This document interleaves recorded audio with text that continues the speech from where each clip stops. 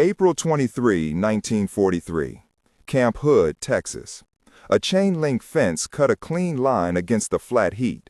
A single guard tower cast a long shadow. At roll call, one name was missing. What happened next would not only baffle the military logs, but would, in time, bury itself under other lives and quieter obligations.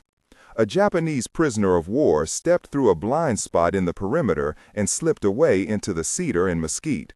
For decades afterward, official records would list him as absent without leave. At home and in the prison papers, he was a number. In Texas, he would become someone else. If you enjoy historical deep dives, hit like and tell us where you're watching from. Hiroshi Tanaka, according to camp records compiled in the months after his capture, was a young man from a village outside Hiroshima. Military documents from the period give only fragmentary biographical detail. Age, unit designation as recorded at capture, and a stamped notation of his status as a prisoner. The finer points of his life before uniform, family names, schooling, small daily rituals, are largely absent from the paper trail. What we do know comes in fits and fragments. A photograph in a ledger, a penciled note in a guard's log, a terse inventory of the personal effects taken into custody. Context matters. Official estimates of the period indicate that very few Japanese soldiers surrendered. Contemporary accounts and scholarship point to a cultural and military environment, often described in shorthand as Bushido, that framed desertion and surrender in particular ways. Records suggest many of those captured were treated not only as prisoners, but as anomalies in a war where capture was rare for their side. These are broad strokes. They are helpful, but they are not a window into Hiroshi's private thinking. For that, we move from the ledger to the landscape. The escape itself was small and precise. Camp Hood's perimeter relied on square miles of wire, occasional searchlights, and towers that watched the night with bright eyes. Jimmy Curtis, a young guard assigned to one of those towers, would later be a recurring name in the after-action notes. He is recorded as the man on duty that night. The logs show a routine unchanged. What changed was the blind spot, a gap where the fence bowed against a drainage swale and where the shadows thickened. The tools of escape were modest. A short length of wire, a bent coat hanger, hands that knew how to work with metal. He went low, he went quiet. He used the dark as other people use a curtain. He moved beneath it and beyond it. He did not run in the first minutes. Instead, he hugged the scrub, one step after another, as if measuring distance by the way the air smelled. Once outside the camp, the world widened in ways that were both immediate and treacherous. Texas in spring holds heat early. It oozes from the ground and shimmers above the brush. There are animals and small hidden waters, but there are also miles of ranch land and neighbors who are not indifferent to strangers. For those first days, he was a shadow that sought shade. He slept where he could, under clumps of needle grass, curled behind a limestone outcrop that offered the brief cool of night. He lived the sort of life that leaves few stories. Foragers for creek water, the persistence of thorn and cactus, the constant count of how loud a dog might become. He stayed hidden for weeks. Camp records, later interviews, and a combination of oral tradition place him in a limestone cave for a sustained period, approximately 2 months. The cave offered cave air. It offered mosquitoes and dark surfaces and the strange slow ticking of hours when human conversation is absent. Survival, during that time, was a sequence of small calculations. Fish taken from a shallow stream, prickly pear and the inner pads of cactus, the occasional stolen loaf or package left unattended at an outlying farm stand. The immediate was constant. Find water, avoid the roads, sleep light. In the daylight, he watched the skies and the way the heat distorted the land. At night, he learned the calls of coyotes and the hush that falls before storm. There were near misses. Military patrols scoured the hills. Search dogs worked lines. The record suggests at least one instance when tracks led close to his shelter before veering away, an accident of wind and animal movement more than design. These sorts of escapes in the records look like a flurry of close calls and exhausted men. They are not, of course, theatrical chase scenes. The reality was ragged, grinding, and patient. The penalty for a single mistake could be indefinite recapture. The narrative shifts on one cold night when hunger, simple and inexorable, forced him to move. He headed south down a ridgeline toward a scattering of ranches where water and food would be more accessible. It was during that movement that he made his first real human contact. Earl McCullough was a rancher, older, taciturn, a man whose life had been measured by fence posts and winter feed. Oral recollections from family and neighbors, combined with a sparse newspaper profile later in Earl's life, suggest he was something of a local fixture. Ex-cavalry, half-deaf from years of handling stock, quick with a joke when the situation permitted, but otherwise pragmatic. That practicality is what the sparse records capture. The kind of man who would notice a break in the pantry, but think first of whether livestock were being neglected. The story of the barn that night is simple and astonishing in its smallness. He slipped into the McCullough barn seeking food. A lantern was set by the doorway. A revolver lay on a shelf, an ordinary precaution in rural life. Earl, according to later reported recollections by family members, came to the doorway and did not shout. He did not brandish the firearm. He asked a single plain question, reported later as a rough paraphrase. Hungry? The word, small and unornamented, carried the weight of a choice. From the evidence we have, no sensational arrest, no public brawl, we must reconstruct the encounter cautiously. Reports indicate he accepted food. He did not bolt. He did not immediately seek a road. What followed was a tacit arrangement that would, over time, become something like shelter and work. Earl fed him. He gave him a place to stay temporarily. The practicalities followed. Hay to sleep on, a job mending fence, a rule to keep silent about origins. Silence is easier to narrate than to live. For a man who had once had a name on a national ledger and a uniform in a foreign army, adopting silence required everyday acts. Learning the cadence of a new language in small increments. Letting accents and slurred grammar fade by repetition. Wearing new clothes that smelled of saddle leather and ranch dust instead of the oily scent of military issue. Over months, small routines turned into habit. He learned to mend fence posts with a rope and a callus on his palm. He learned to gauge weather from the state of the grass. He learned, simply, how people in that valley greeted one another, by straight nods and spare talk of cattle prices and the slow measurement of time in feed sacks. At some point within the first year of this shelter, he adopted a new name. Harold T. Thompson, Harry, became the persona stitched to this new life. Legal records later found in the county clerk's office show deeds, a partial set of tax receipts, and the thin legal framework for land registration that a careful person could assemble even under an assumed identity. How precisely the paperwork was navigated remains partially unclear. There are gaps and smudged entries in the court ledger. The form of historical life is often like this, legible facts stitched together by matters of inference and what the archives cannot tell us. What the archives can tell us are the small human artifacts. A photograph taken in the mid-1940s shows a man with his sleeves rolled, hair combed in an American style, a child in a Yankee cap tucked against his knee. A grocery receipt from a general store lists a purchase of coffee and cornmeal, items that would anchor many meals.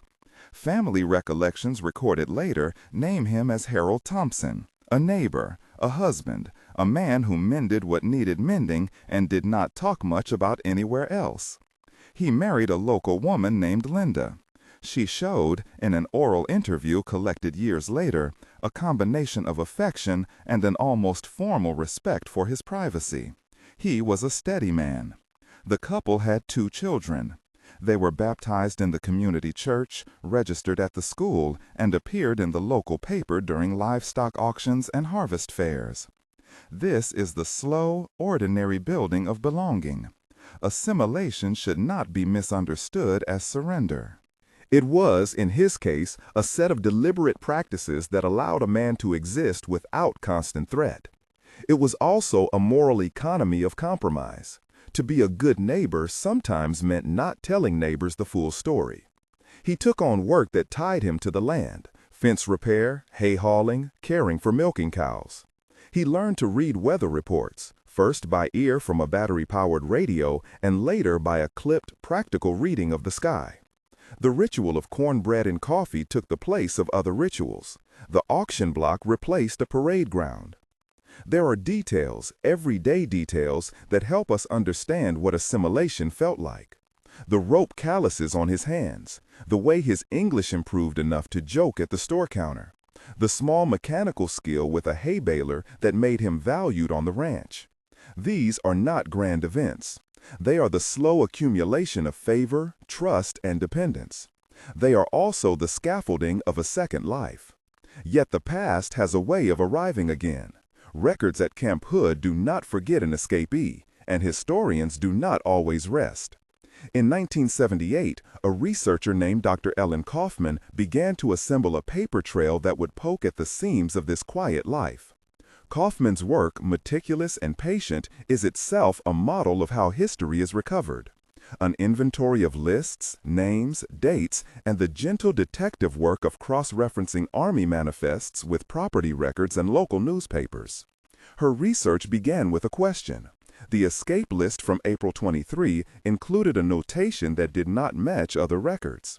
There was an inconsistency, annotations in the guard log, a discrepancy in a roster. Dr. Kaufman pursued that thread, understanding that anomalies often lead to stories. She traveled to the county records office, examined microfilm newspapers, and interviewed local residents who remembered a reserved man named Harold Thompson.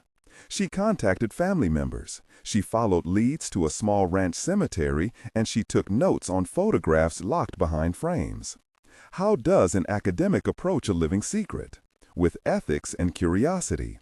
Kaufman obtained permission to interview Thompson, by then an older man, and came to understand the depth of his reluctance to be made public. Her notes, extracted from interviews recorded with consent, describe a man who told his story in slow, cautious phrases. He spoke of a cave, of hunger, of a barn light, and a question. He spoke of a decision to remain. When she pressed, when she suggested public recognition, he refused. Not out of paranoia, but out of a desire to preserve the fragile normalcy he had built, and to protect his family from sudden intrusion. Kaufman later published the scholarly article that treated the case as a study in identity and silence. It was not sensational. She framed it as an ethical problem for historians. When does the imperative to know outweigh the right to be left alone? Her publication respected his wishes. She anonymized certain details. Yet the paper also made the case for greater archival attention to Camp Hood and to the small, often unreported stories of POWs who became neighbors rather than headlines. Time, as it always does, continued to move. After Thompson's death, a wooden box surfaced in a small donation to the Camp Hood Museum. The donor, identified as a member of the McCullough family in later correspondence, left the box with instructions: open and decide whether these things belong in public memory. Inside the box were a few simple items, each a tactile witness: a sepia photograph of a young Asian man in a military jacket, the uniform thread still visible under later stains, a folded letter written in Japanese whose ink had run slightly at one corner, and a hand-drawn map marking a stretch of land with a small note in English: Cave Creek. There was also a worn pocket-sized Bible with a page folded at Psalm 23 and, tucked into its binding, a grocery receipt dated in the late 1940s. These artifacts traveled through curator hands and conservation reports before being displayed.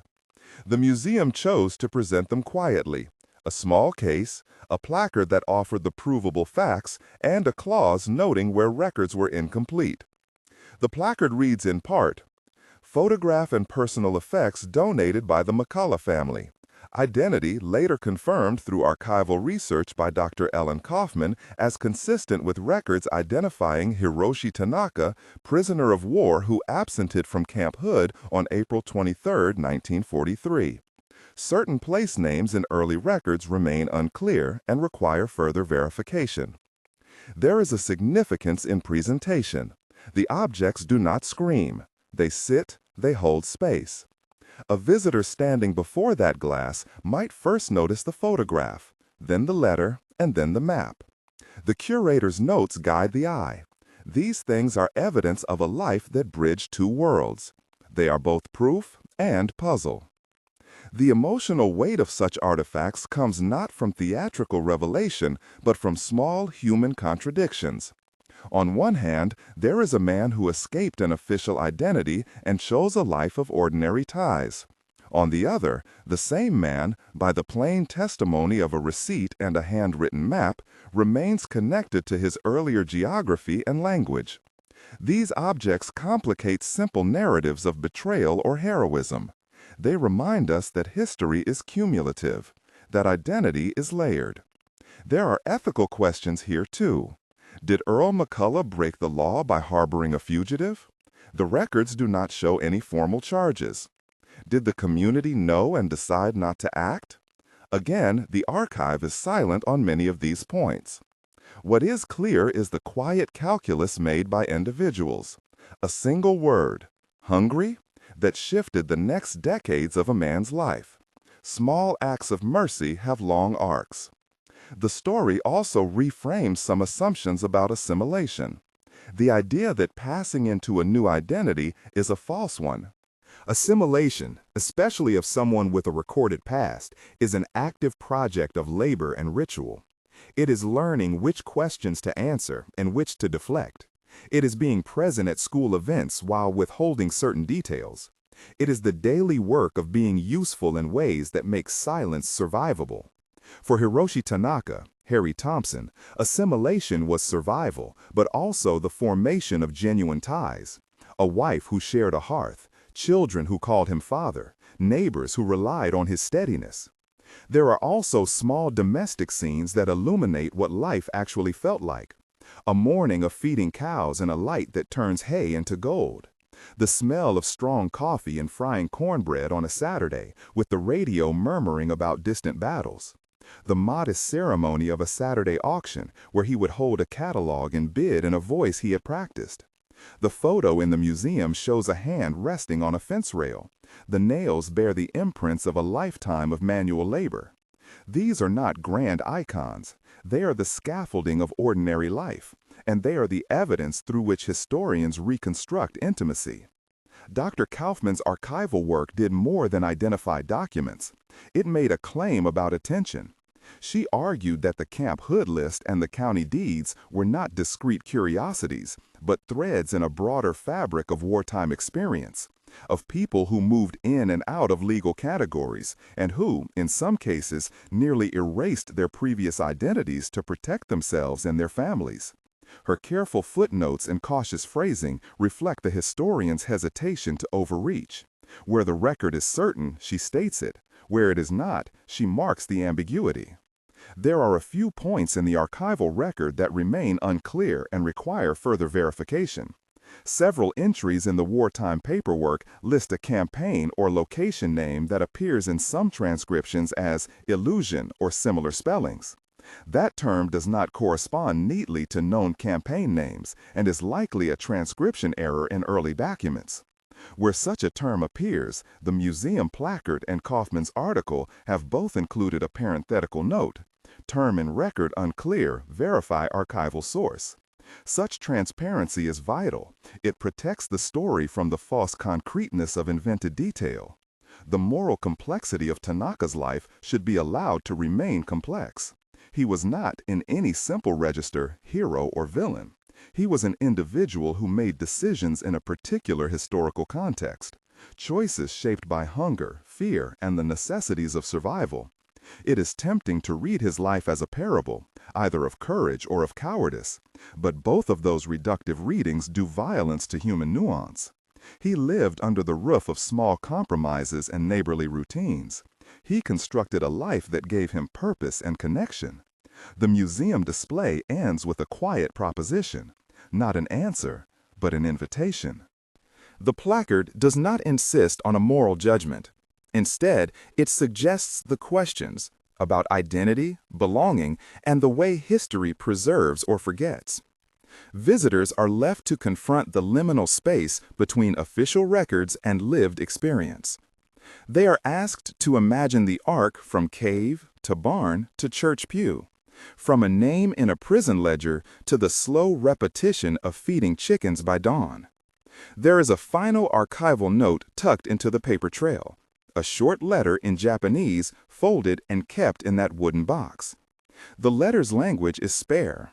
It mentions a brother and a mother, and it expresses a hope, carefully phrased, of safety. The ink's author is not definitively confirmed. Handwriting analysis suggests the letter could have been written by him or someone close to him. The museum's commentary registers the uncertainty and invites further research. This is the practice of responsible history, to present what the evidence indicates and to mark where the evidence cannot speak with certainty. How do we understand decades lost in this story? The phrase could mean absence, a life taken from one nation and given to another. It could mean time spent in a condition of secrecy that hurts as much as it protects. But it could also mean decades transformed, not squandered, but converted into work, family, and neighborly obligations that had their own form of meaning. The phrase asks a different question depending on whether we look from the vantage of military record-keeping or from the vantage of a family album. In the end, the material traces matter because they humanize statistics. The photograph, the letter, the map, these are small resistances against erasure. They insist on a complexity that official rosters can easily flatten. They allow us, as viewers and listeners, to see a life that was neither headline nor rumor, but rather a slow concatenation of ordinary choices. The man who slipped through the wire did not vanish.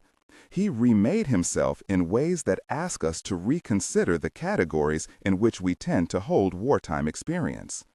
There are also lessons for how history is practiced. Dr. Kaufman's work shows that persistent, methodical attention can recover stories that institutions might otherwise lose. The McCullough family's donation shows that private hands bear public histories, and sometimes that private conscience can be generous with the past.